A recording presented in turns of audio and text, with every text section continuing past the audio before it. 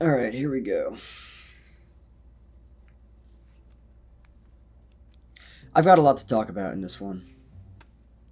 This is going to be good. I want to explore an element of impending doom.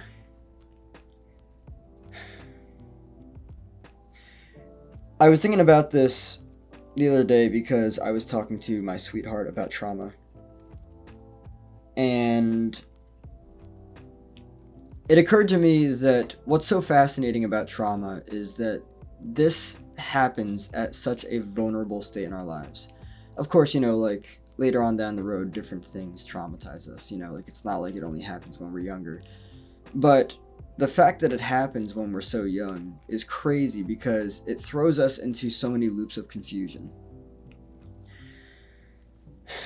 Trauma occurs because literally the very reason that trauma occurs is because one, we don't respond congruent to the situation, and two, we often don't understand what's happening. So it's a matter of, in terms of the situation, an inaccurate approach, or not an inaccurate approach, an incongruent approach, as well as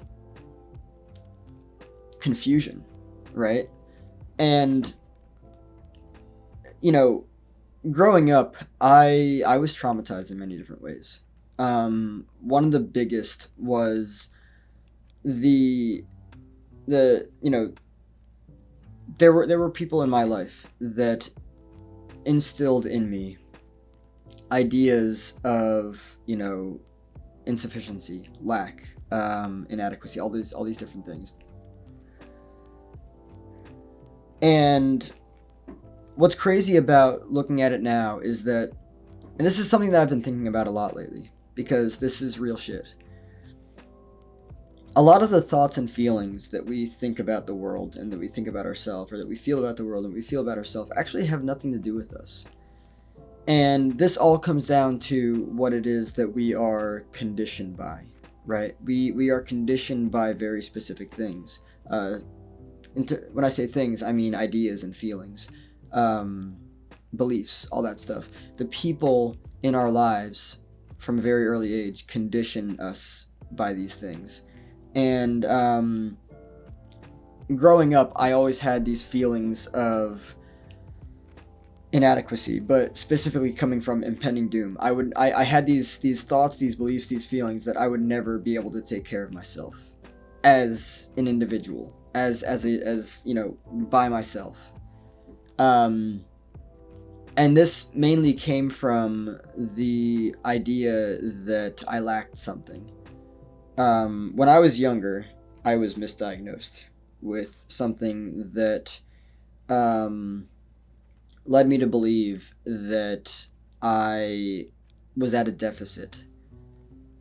And that really fucked me up because it threw me into a spiral of, like, for starters, as I was saying before, it was a misdiagnosis. So, like, there wasn't enough detail regarding the situation that was necessary to actually put things into perspective.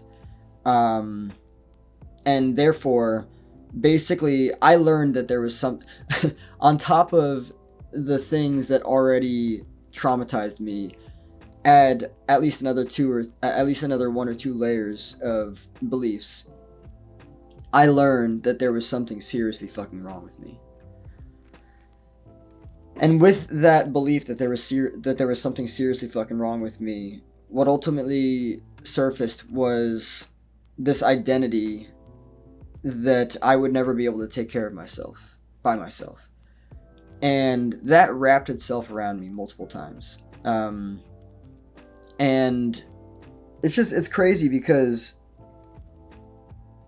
I've been healing, and part of the healing process is, there's the saying, you need to feel it to heal it. So I actually, I've been doing that stuff. I've been consciously sitting myself down in like a meditative state and like exploring thoughts and feelings, memories, sitting back and stuff. And just being with it. And that's what changes everything. That's what changes the dynamic. That's what transforms it's basically this. To heal is to, like I said before, to heal is to experience the opposite of what you previously experienced.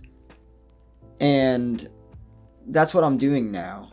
And it's crazy because it's like, oh wow, okay, this very dark entity has been ruling my life for a long time. But here's what I want to focus on here. This is really important, I personally believe. And I was actually exploring this with my psychologist. And I was telling this, I was exploring this with my sweetheart also.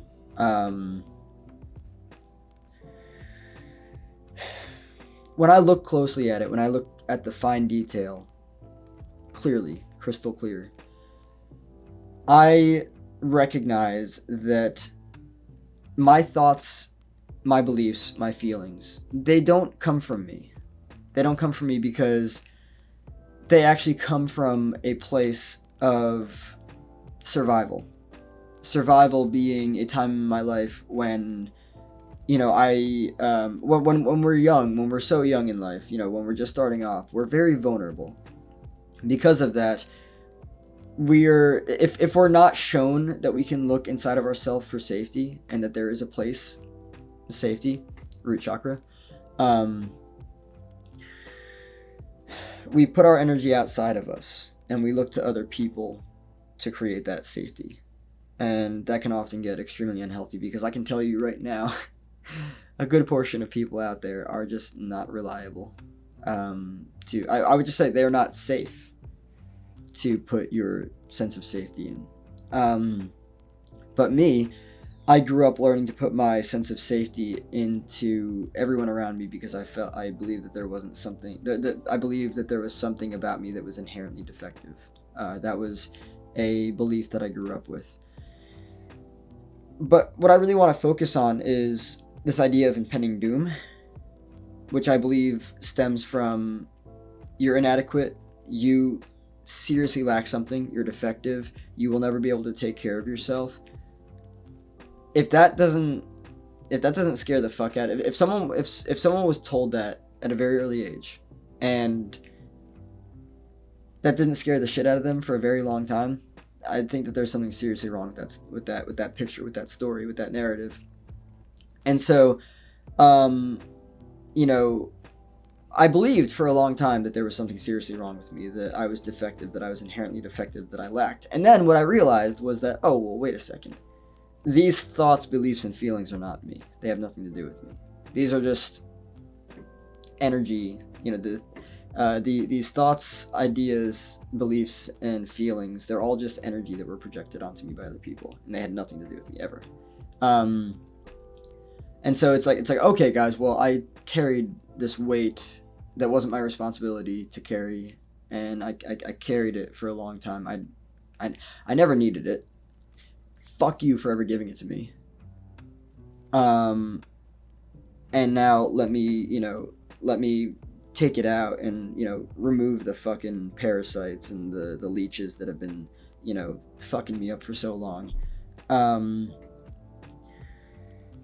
I think that it's really important I think it's really important for everyone to explore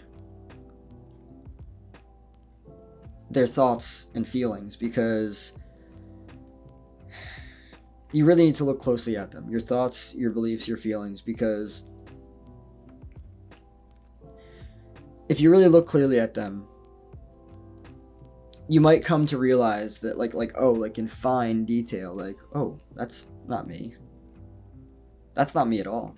And then the narrative changes from there, because it's like, oh, well, wait a second. And then, of course, awakenings happen. When you step back from your identity and you look clearly at everything and you're like, what the fuck is that? Where did that come? Oh, shit. Okay, I was misdiagnosed with this when I was younger. And because of that, I held on to the belief that that was my identity.